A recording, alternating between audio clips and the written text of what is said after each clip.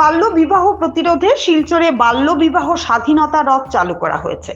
বাল্য বিবাহ নির্মূল এবং শিশুদের অধিকার রক্ষার লক্ষ্যে আজ শিলচরের নরসিংতলা ময়দান থেকে বাল্য বিবাহ স্বাধীনতা রথ আনুষ্ঠানিকভাবে চালু করা হয়েছে।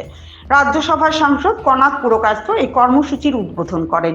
এই উদ্যোগের মূল লক্ষ্য হলো বাল্য বিবাহের বিরুদ্ধে সম্মিলিত জনসচেতনতা তৈরি করা এবং সাধারণ জনগণের মধ্যে শিশুদের অধিকার সম্পর্কে সচেতনতা বৃদ্ধি করা।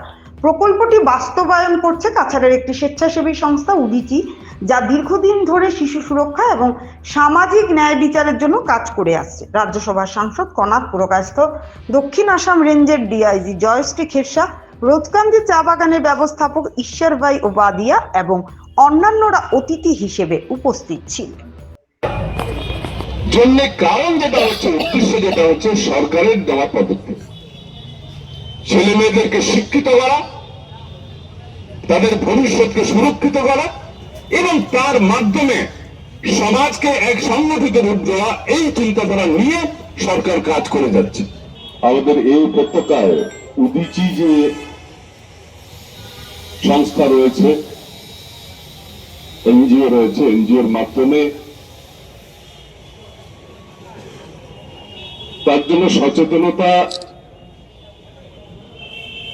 এ সম্পর্কে সচেতনতা বৃদ্ধি করার লক্ষ্যে এই কার্যসূচিকে হাতে নেওয়া হয়েছে।